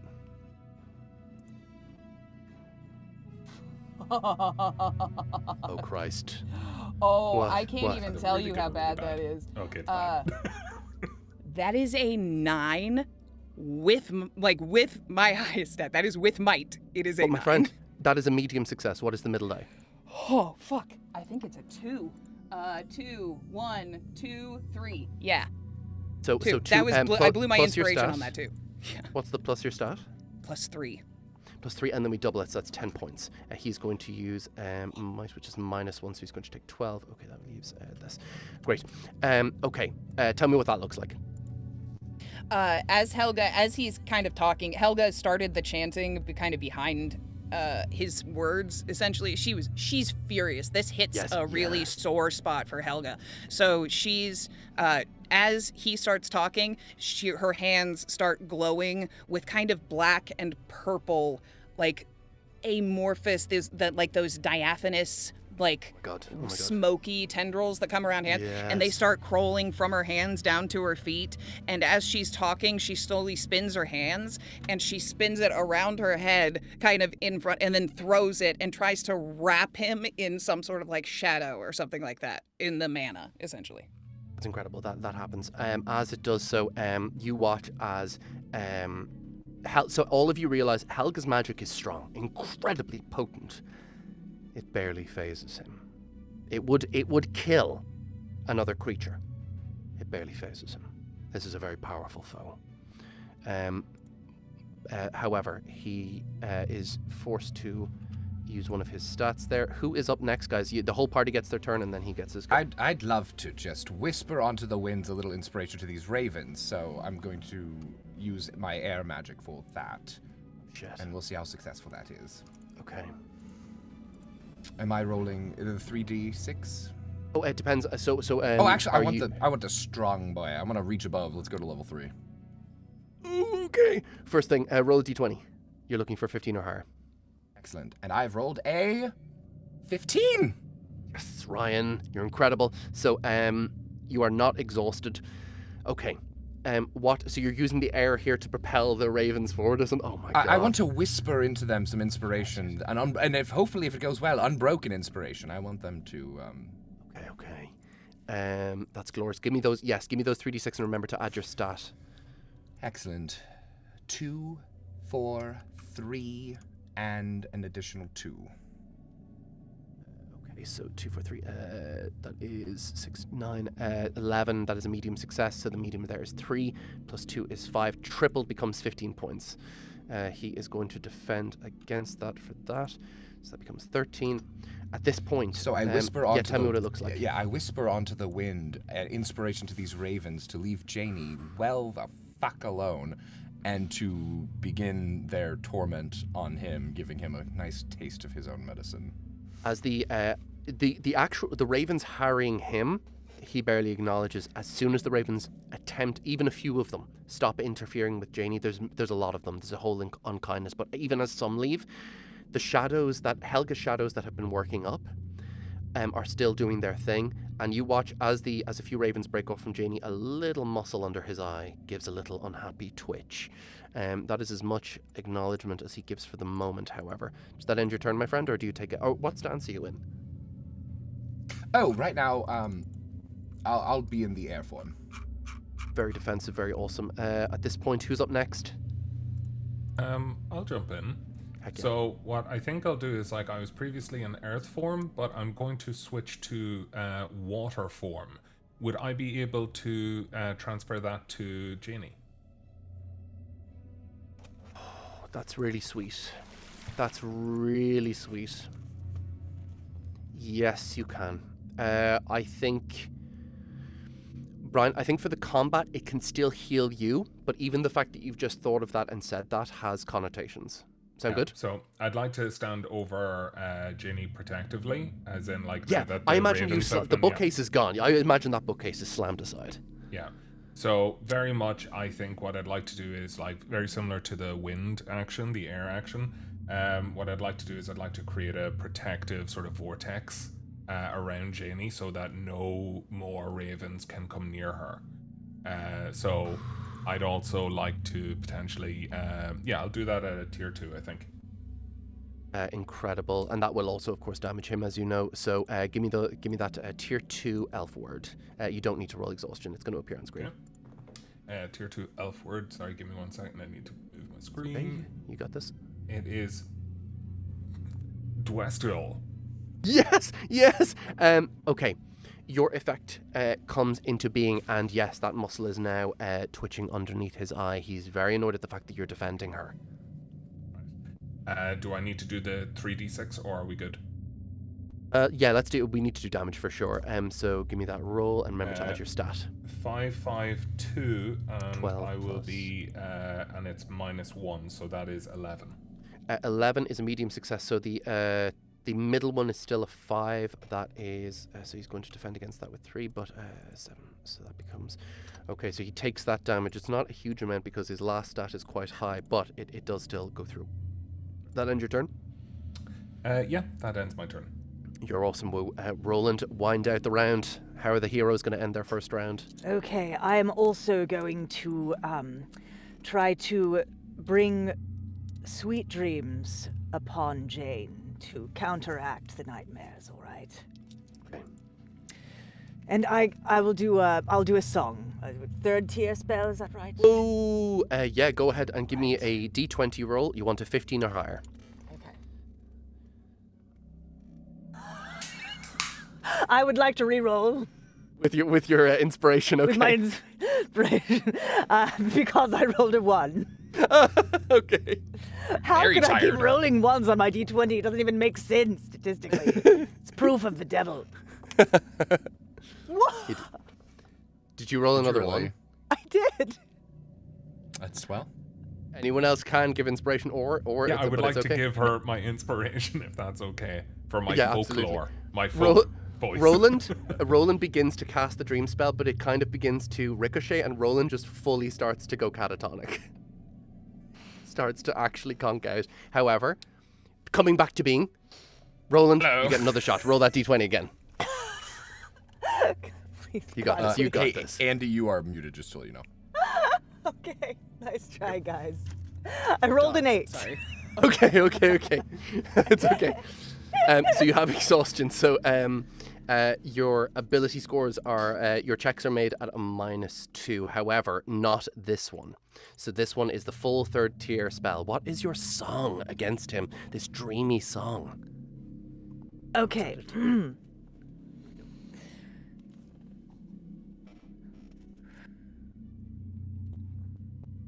While you devils dance with Raven, I will make for Jane a haven. Let the robins' voices ring of dreams as sweet as buds in spring. Jesus Christ. Ugh. I felt inspired by my darling. Roll, Annie, you can give a point of inspiration to any of the players you like. And Point of inspiration to any of the players I like. Well, I would like to return Woo his inspiration that he so kindly gave to me. Fucking rad. I'm super inspired by that song. I'm like, Yeah. we had 7 episodes, Annie. Like, sing more. Let's get 3d6, my friend, and let's see how much damage you do. All right. Well, it's a 2 4s and a 6. Holy shit! So that's 14. And can I add to it You certainly fucking my can. not my MOXXI, my mind? So that'll be What a is that? +2. 16 is a major success. So what's the highest? Is that a 6? Highest is a 6. So that becomes 8 tripled for 24 points. That is an enormous hit. Roland, what does that look like? I mean, this is going to damage him. He's going to have to react to this. How does this manifest? Well, how does this manifest? Well, he sees that Janie's nightmares are swirling away. The ravens are being chased away by the happy robins, and she's got color coming back into her cheeks, and she gets this little smile that comes across her face, and she hugs herself. Yes, As he looks at her, he doesn't. I don't know. As I keep going with what. No, you got this. happens He to says, him. Okay. Roland, I thought you were reasonable. You fool! At this point, as he brings out, he draws his arms wide. Flame, and an unkindness of ravens springs from each. They begin to harry the party. That is his little action. For his big action, do I use nightmarish games or ink and quill quick to kill? Let me see. Let's use nightmarish games. Hugh constructs a word game. Any players who fail take damage. Okay. You guys need to keep me honest on this because I can't keep track of this. But so keep yourselves honest on this. There are no filler words for players, so no ums, ahs, ems. Anytime you do, you take damage. So keep each other honest with that. And he also is going to point towards you, Roland, and he says, "A little nightmarish game for you, you obstreperous cur." And he floods your mind with a nightmare. There's shifting, terrible sounds that claw at your mind. Oh. Annie, can you spell the word apotheosis? Apotheosis. APOTHIOSIS. Okay. Apotheosis. Annie, you take... Roland takes 10 points of damage as the word clangs in your mind, a terrible dreamlike bell. He says, This is what happens to those who interfere with my work. Can you not see the damage you're doing to her? Her work must triumph. It must last through the ages. And I, her muse, her instrument. And as he's about to go on, it's back to you guys. Who is going to go first? And let me know because something happens at the start of each of your turns. Woo first. I roll on the odd table. As the unkindness of ravens peck at you, you take 2 points of damage. Okay. What happened to you just then? He's kind of, I think he's evolving. It's gaining control. Elka looks duly afraid. 11. Because I don't want to get turned into someone else. I've forgotten how many points we start with. 50. Now, Thank you. To keep you honest, without... Just to remind you that Bart's influence is in effect, and that the roll result of 11 can be increased or decreased. Okay. I'm going to... Okay. Brian, one of these options is eels happen, but the other 2 options are very fun. I would prefer the not eels. Okay.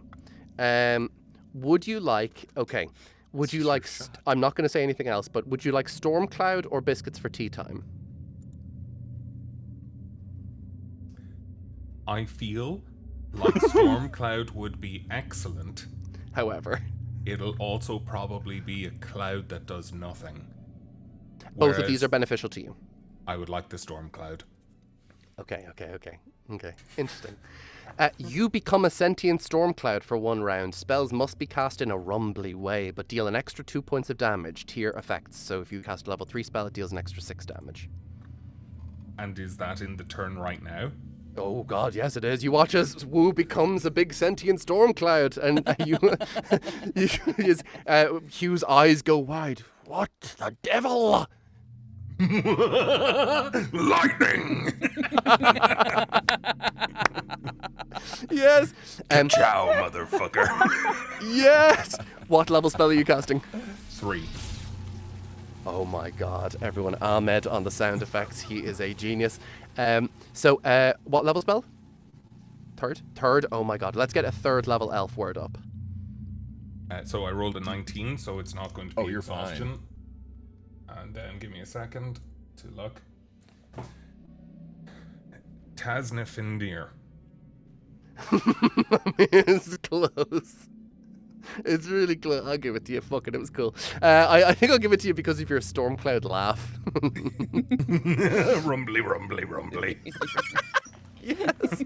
I'm a grumbly, rumbly. 19 on the dice on the and the D20 is perfect. However, let's get that 3d6 roll. 6, 5, and 1.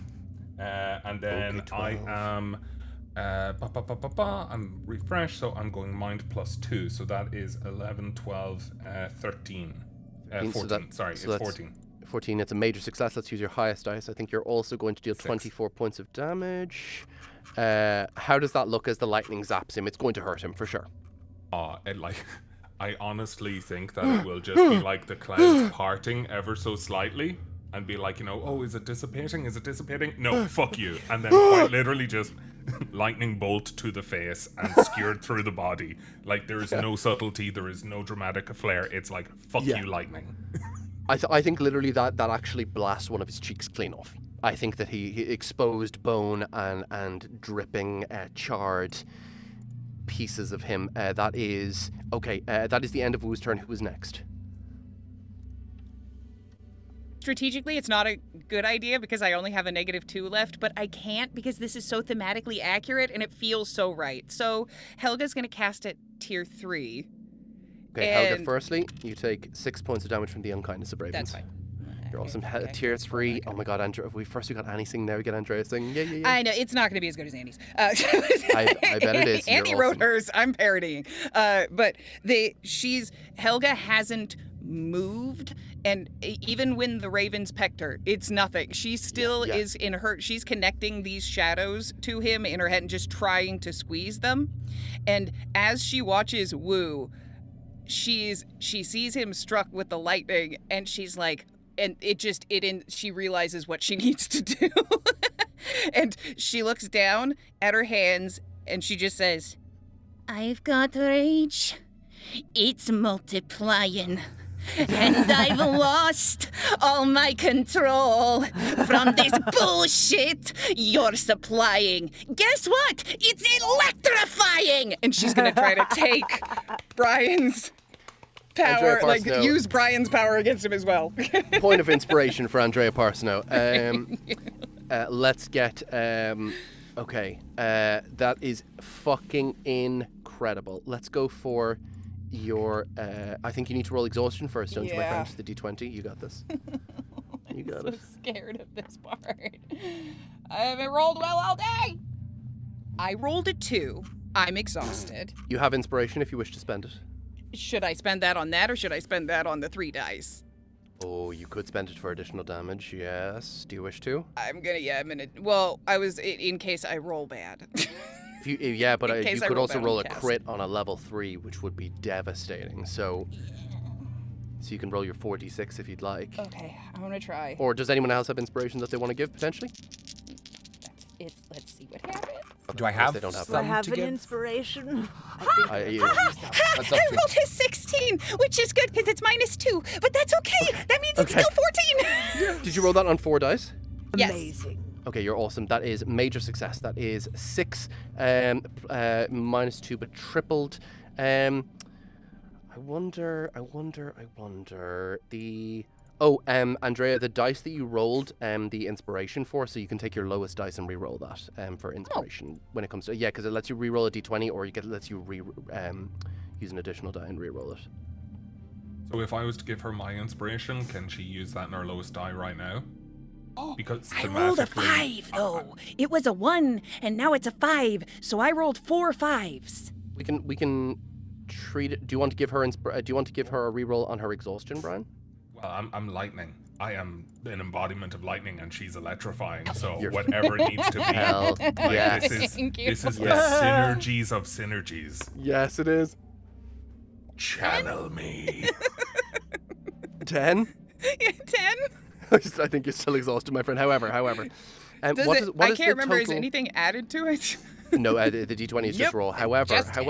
those 4d6s. Tell me what the final score is. If that one 20. becomes a 5. It's 20 -2, so 18. 18's a crit. What are your 2 highest dice? 5 and 5. They're all 5s. Wow. Okay, so that is 10 because you take the 2 highest dice. -2, 8 tripled is 24 points. Glort, he's taking a lot of damage. Okay. So what does that look like as he is? Because I mean, so he's got the one cheek blasted away. What does it look like, Andy? As Helga's like shadows and smoke kind of crawl out toward him and tighten around him, she raises her hands, and as much as Brian will allow her to pull that like lightning out and down toward him and wrap it around him with the shadows. So it's like he's being tasered with the shadows and Yes. Brian Hell yeah. and Woo and woo. New kink. Okay. New king unlocked. Okay, you guys have dealt a lot of damage to him. He's actually below half, which means a man is not dead while his name is spoken. His reaction. He says, Janie, you wish to create, don't you? Wish to be endlessly inspired, motivated, galvanized. I am your mystic, your consulting prophet, your muse. Do not let me die. And you watch as the form on the ground that you have all been defending, her brow creases in a frown, and she goes, "No, you, no."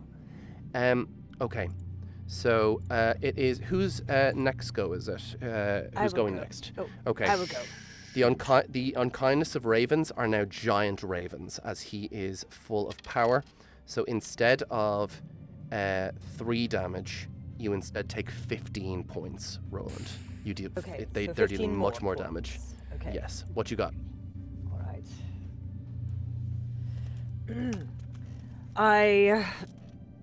Okay, I probably should stick to just a level 1 spell because of just where I am It depends. If you wanted, your level 2 spells do not inflict exhaustion if you wish to create a limerick.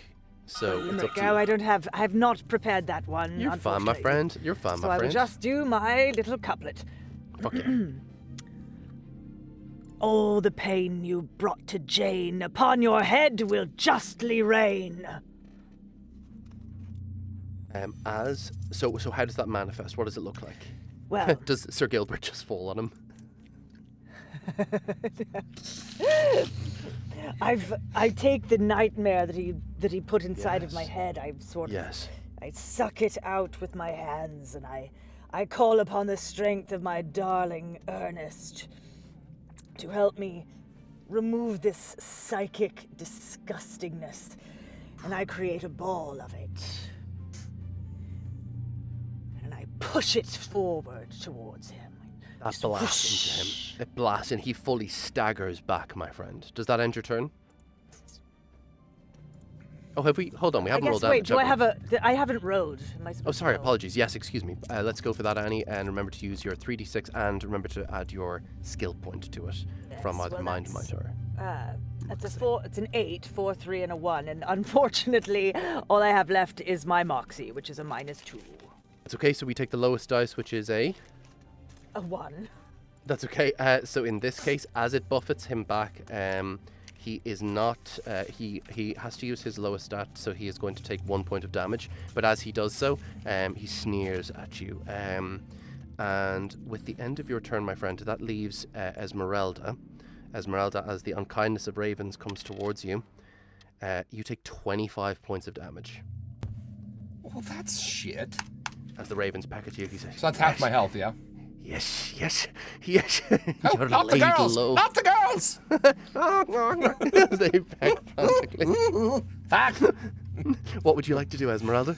Oh, I want to get into fire form. I want. Let me tell you what. I don't know who she just became. So, in my fire form as a second-tier wizard, I can give him a little bit of a taste of his own medicine by a continual burn effect that will happen. Christ. Yes. So, from my fire form, and also thinking that the warmth would help young Janie, I would like to just conflagrate him right into the hearth to create a dazzling bonfire of this man. Fucking awesome. What level is this? Is this going to be second? This is second, yes. Fuck yes, let's get a second level elf word here for the flames. Yes.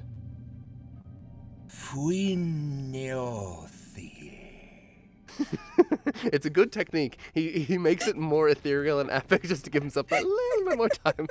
It fucking works. Don't call a bitch out. You don't have to call a bitch out like that. No. Also, sorry, because like he's doing the wizard words really well. He said like 3 times. Just saying. Oh, I did. Okay.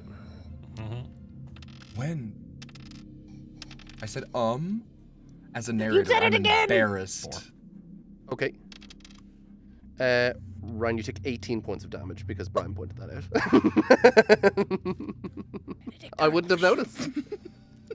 I said it during my word. Is that what's happening? What? In Wait, fairness, no, throughout Wu the whole... said it too when he was telling on you. Will you take and I do mean this. I rolled a 1. Rue, you take 1 point of damage. Tearing the party For pointing it out, I said it. How dare I? But no, this is accountability, friends. Wait a second. Oh, I wasn't supposed to say at all, huh? Oh. Okay, Like you take an additional point of damage. I think I just missed that part, y'all. I'm gonna be real. Like, as Ryan, I don't know what the fuck's going on. Oh, no, I got you. Sorry, I thought you were playing along into it. I apologize. No, I love you. Don't speak. Part of his spell that he cast last round was anytime you use filler words, like you take a d6 point of damage. However, Ryan, that is not fun for you, and I'm That's not. okay. I hate that shit. Take away that 18 points. That's not fair. That's No, not fair. let's do 9 or something, because like I was figuring out what I was gonna do to him and I missed it, and that's on me. So let's do at least 9. Okay, let's go. Okay. Yeah. All right. Well, okay. I'm not sorry. I want to for be being a narc. accountable. No, yeah, that's. I suppose how accountable can you be? No, Ryan, please 16. take note because you couldn't know if you didn't hear the rule, then you couldn't know it. So take that damage away, please. I'm not comfortable with that. So however, For the record, now it's that's all not right. unreasonable, Ryan. Yeah, I that's like also that's a don't common think thing at a Wu table. should Okay. actually be penalized. However, Brian does take 1 point of damage. Yeah, He narc. deserves it. It is accounted for. At this point, my friends, it is Hugh's turn. I'm going to get hit. Ink and quill, quick to kill. You watch as he scribbles 2 elf words in the air and pronounces them, attacking 2 enemies. Can I please get 2 elf words on the screen? Luirthecus. How'd I do? Great. Yeah, that was it. Imagine you wrote them. Now, what's the next one? Huirnalinese. I don't know, you stressed that second syllable pretty hard. It sounded fine. It sounded good. Did that word contain a G? Because I did not pronounce the G. I'm going to roll 1 less dice on that second. However, the first attack is going to come towards. I will roll a d20. The first attack is going to come towards. It is Brian. I'm sorry. I'm sorry. I deserve that. No. Okay, here we go. 6, 10 plus 3 is 13, so it becomes 8, and he triples his damage. You take 24 points of damage. As you watch as the flames that he has been... So Esmeralda has shoved him into the flames and the fire has Did I ever roll conflagrated. for that? Did I ever roll Oh, for we didn't that? do damage. So I Esmeralda, don't know I'm if so you took sorry. any damage, yeah. This is the thing, we haven't done that yet. I'm sorry, I think it was... Does that we were invalidate thinking of everything that It came was my after it? ums that got us. Brian, you take 2 points of damage That's fine. for the But that wasn't a filler word because I was describing an actual thing. Fair point. You do not take 2 damage. I take 2 damage. Please, can you roll your 3d6 The while logic I... should stand for Wu as well. I regain 1. No, Brian keeps that damage. Does it apply to Edgar Allan Poe over here? Does he have to take? No.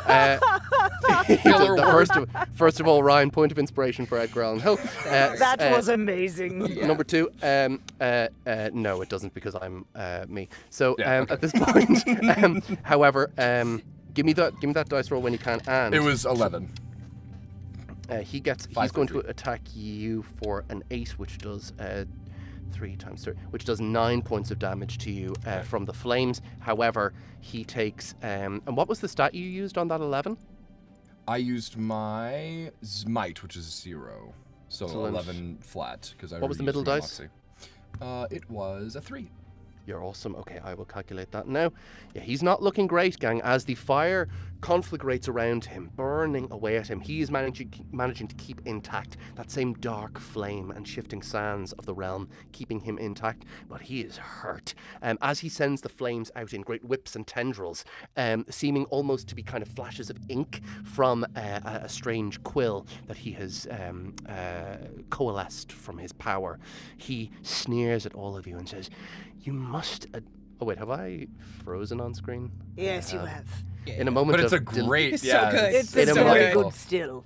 Yeah. Okay, so that's very so powerful. that's his face the whole time.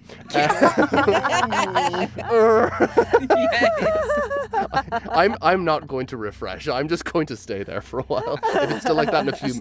Oh, okay, I'm gone now. Mid-orgasm Oh. boss fight now. Hell yes. Oh, hold on. It says I my can still see the still of you. my camera is failing to load actually, which is Oh dear. strange. Well, we can see the very entertaining still. And we can Maybe hear if your I- wonderful dulcet tones. Maybe if I tried this. Huh. Oh well, you can hear my dust tones for the moment. I don't want to interrupt the flow. Dulcet So tones. let's rock. As he sends those whips out towards you, those little flashes from the quill, he says, "You must acknowledge that I am good for her. She's been a success. You must give me that at least." No, bitch. No. Give you that. Give you that. Are you kidding me? Thank you, Tristan. Superstar behind the scenes. So, yes, as you all, sorry, what were the comebacks there again? Give me those again. No, bitch. Give you that. Give you that. Are you kidding me? Bastard. Yeah, hold on, And Brian, you are also- a rumbly cloud. I'm a rumbly crowd. Sorry, Cloud. just like rumbly cloud. You bastard! Helga? No. Guys, I love you. Here we go. As he glowers at all of you, who's going first? Because the unkindness of ravens are still pecking.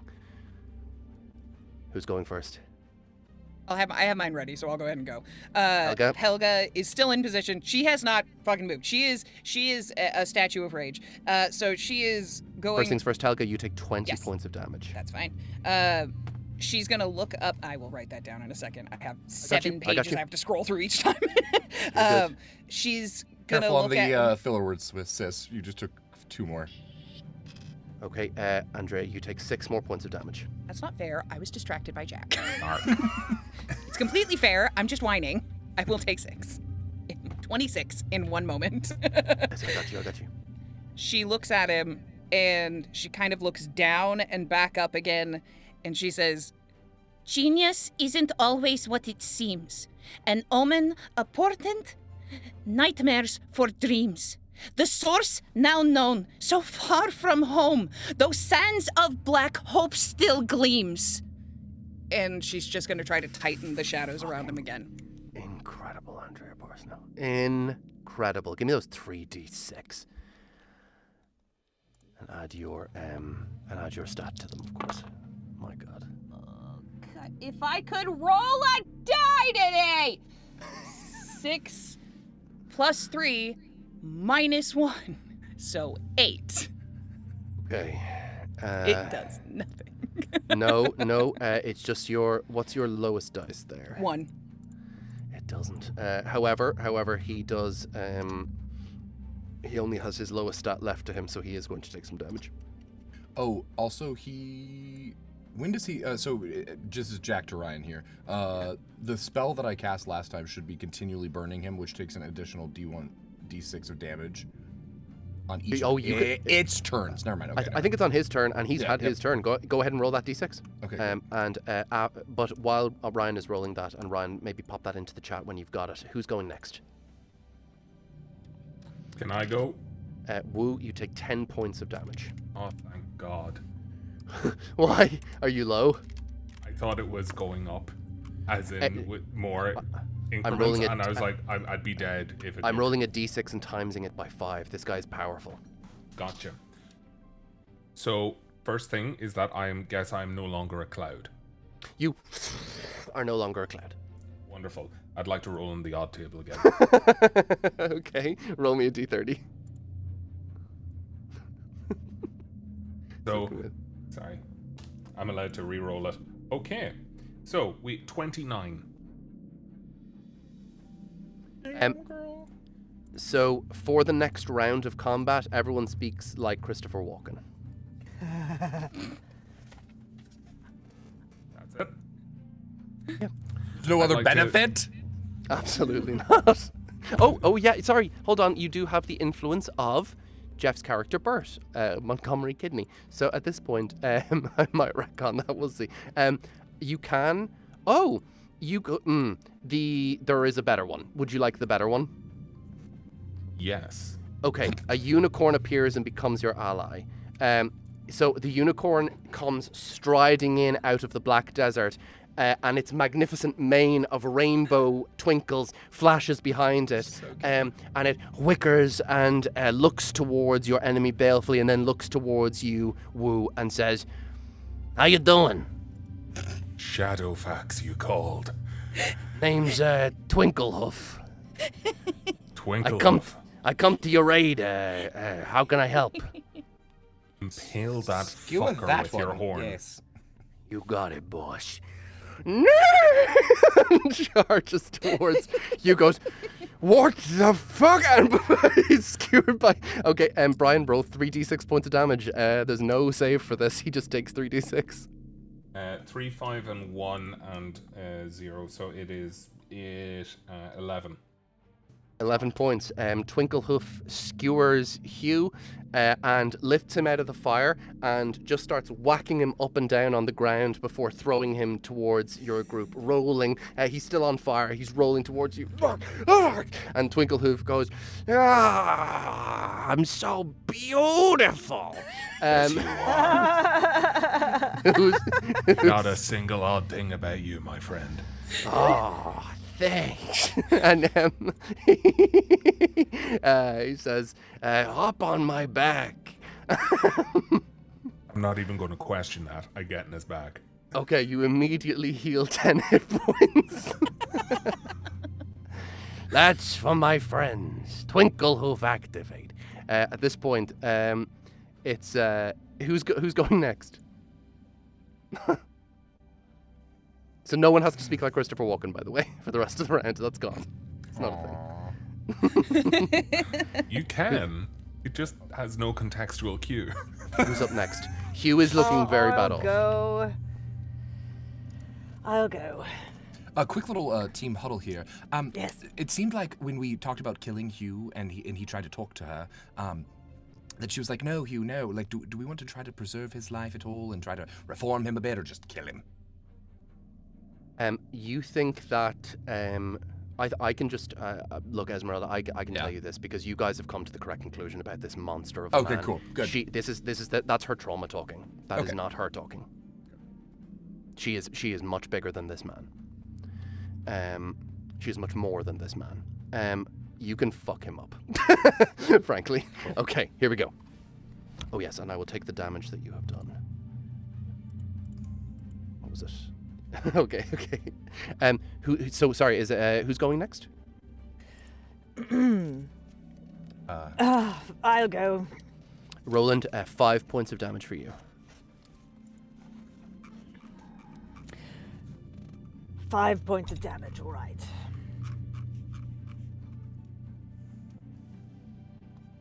What you got? He's looking very bad off. He's snarling at you. Roland, Right. please. You are going to get exactly what you deserve. I'm going to do a level 2, all right? Okay. Limerick, all right?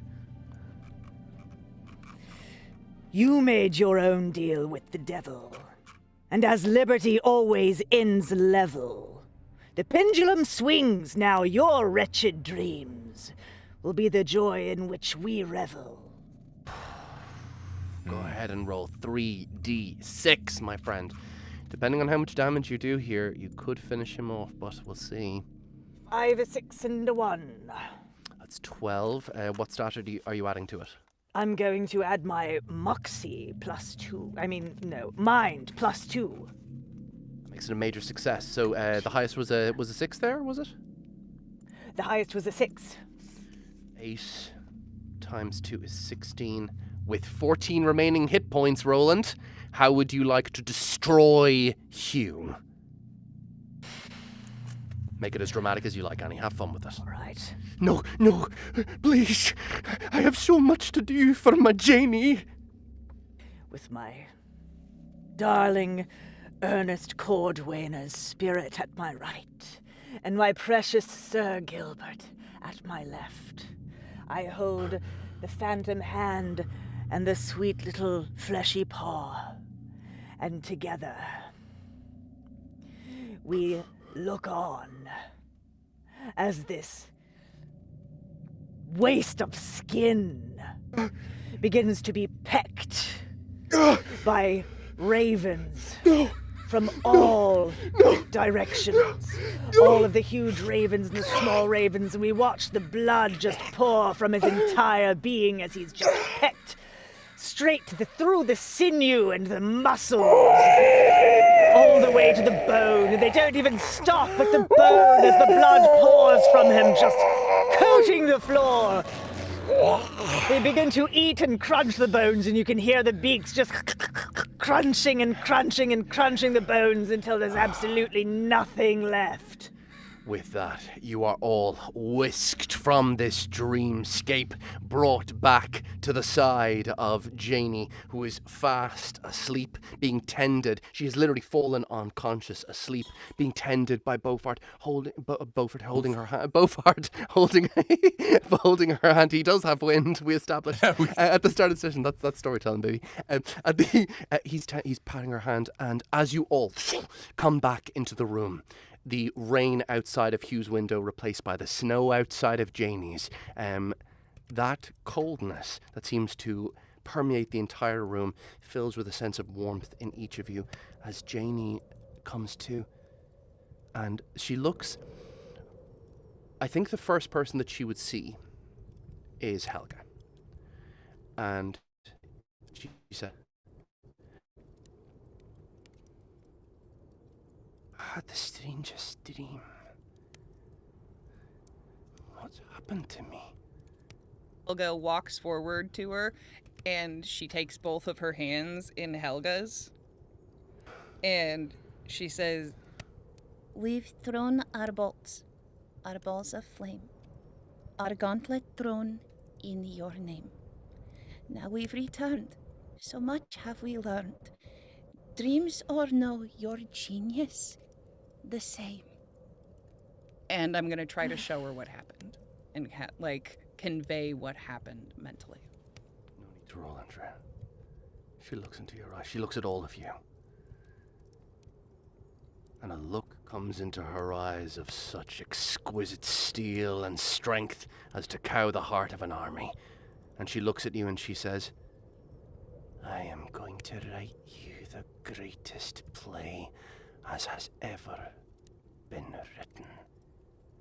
And with that, my friends, as Helga says, I know, as the fire is kindled in the hearth by a smiling Beaufort, as distantly Hawthorne of the Three Trees has no idea what is in store for he or his master, as all of you emerge from the dreamscape victorious, as Janie is brought out of her eternal, no longer eternal, but rather a bright future of dreams and creativity, we end our session. Many thanks to my players, to our guest star, Jeff Hayes, to our wonderful team behind the scenes. Let's go player to player. I love you guys. You guys are incredible. I love you guys. At this point, my friends, let's go. First of all, I must thank Ahmed, Tristan, Agustin, all the team behind the scenes without whom this show could not happen. Once again, huge thanks to Jeff, and I'll say a little bit more about that at the end. But my friends, let's go player to player here. Let's say who you are, where the internet can find you, and thank you for this session. Let's start with Helga. We got Andrea. Hello, I am Helga Andy.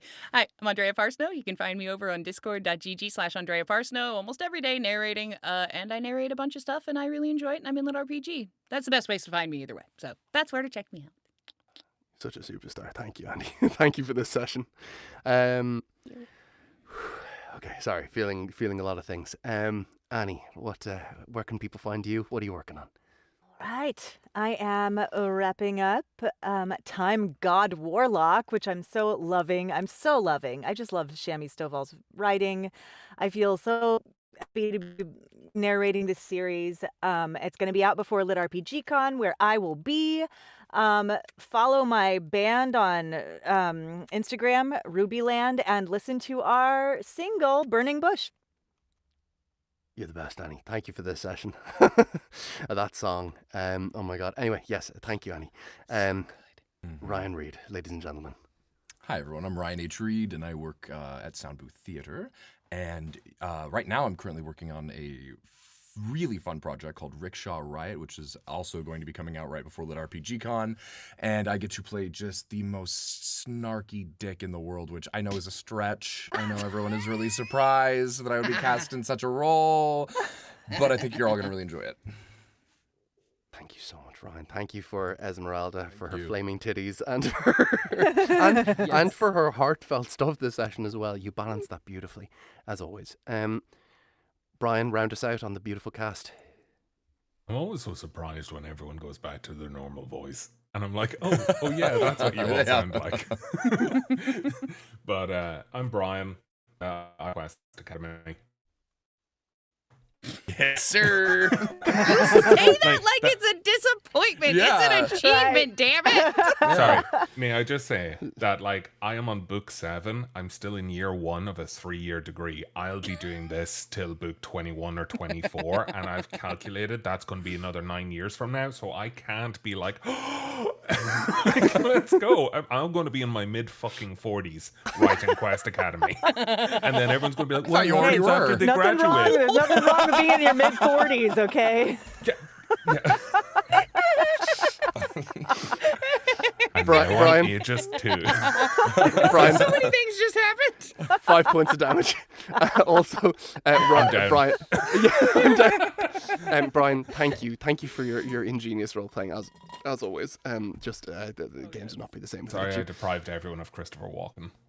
you. No, you brought Twinkle, which is the main thing.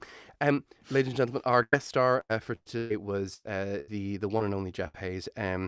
He is the vanguard, the head, and the brain behind all of Soundbooth's stuff. He, although he does delegate brilliantly, as all great leaders do, but the main vibe is that I just want to draw attention to his work as a whole, as he has asked me to do. Mainly the DCC audio immersion tunnel, which is in its, I believe, 3rd season now, with episodes coming out, and each featuring, I think, many of our cast members and even some of our guest stars. I've been on some of the DCC stuff, but I know Ryan, Annie, and Andrea have been on lots and lots, and well, they should be, to make it as amazing as it can be, to do justice to Matt's incredible world and his characters. But also, Soundbooth has a hell of a lot of other books that I really encourage you to check out. Publishers like Aethon and all of the other collaborators on their work. So please do check out Soundbooth's app, get involved in the work that they do there, because and that I suppose I'm involved with myself. My series Punish the System with Annie Ellicott has come out, and it's received glowing reviews, mostly thanks to Annie, let's be real, she's glorious, and but a little bit for myself as well, which makes me happy. You're pretty amazing. Well, thank you. And also it's written by Mallory and Cassie Slang, who are terrific authors and writers in and of themselves. I also must draw attention, if I may do a plug of my own, for Adam Beswick's Wingweaver. Wingweaver is a story of a dragon academy where a young man goes and he's seeking a secret about his parents, which is being hidden, he believes, by the academy itself.